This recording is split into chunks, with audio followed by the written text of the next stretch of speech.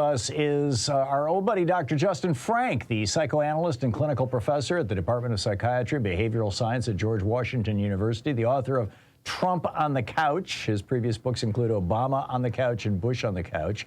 Justin Frank, MD, is his Twitter handle, and he hangs out there. You can talk to him. Dr. Frank, welcome back to the program. It's great having you back with us. I caught this. Yeah, it's great having you. I caught this piece by Chauncey DeVega over at Salon. It's titled "Warlord Trump Now Targets His Enemies," and you won't believe who's first on his list. And he's talking about, Trump going after Mitch McConnell. But Chauncey makes this comment, and it immediately caused me to wonder, I wonder what Dr. Frank would say about this. He said, he points out that Trump openly admires despots, tyrants, and authoritarians who kill their enemies and take away the rights of people. And then he says, mental health professionals have repeatedly warned that Donald Trump is likely a sociopath with an erotic attraction to violence and mayhem. And that line really caught me, an erotic attraction to violence and mayhem. Can you explain that? Well, I can explain it. I'm not the person that he quoted saying that, although I do think there's a lot of erotic excitement about violence and mayhem.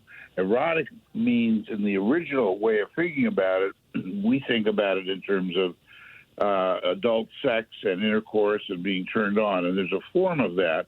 But what is exciting is the violence itself, that little children, when they can be destructive and not be caught. Little boys can even get erections when they're 3 or 4, but that it's erotic violence, the pleasure of inflicting pain on someone else, of setting. I had one patient who used to, horrible things. It's hard to even talk about, but he would do these horrible things when he was like 12 of violence to animals that were disgusting. I won't go into it, but he would be turned on by it. It was an erotic feeling of excitement. And then when you see destructiveness and you feel this phallic power of your penis, it's really for men who are erotically attracted to violence. They feel this power that they can destroy and create, and that it really is a turn on for a kind of certain man who needs to feel that kind of power. And usually it comes from childhood, when people are intimidated by their parents. They're don't feel that they are necessarily loved or paid attention to, as was the case of Donald Trump.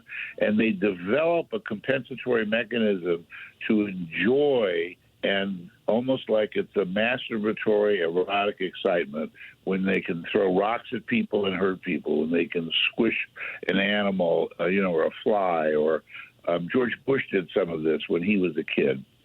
They have, and surgeons do it, believe it or not. It's not, they don't do it as adults, but when they're children, they've been able to, by the time they're adults, they're very much able to channel that feeling and transform it into something very productive.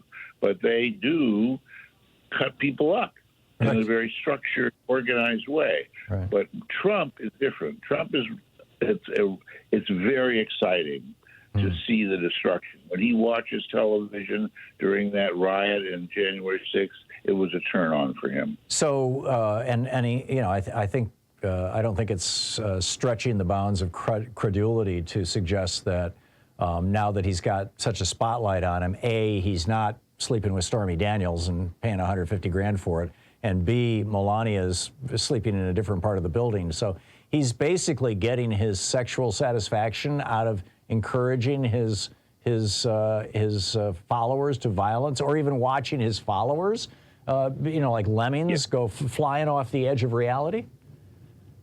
Well, it's not that they're flying off the edge of reality. It's that they're responding to his urging, that he is like some kind of very powerful person who's in his fantasy life having sex with his audience. He's really affecting them so deeply that they're responding to his every move, to his every thrust, as it were, to his every caress, and they get turned on and they respond, yay, yay, and they cheer, and it's very erotic at an unconscious level for him. So is it erotic for the audience as well? I think so. Wow.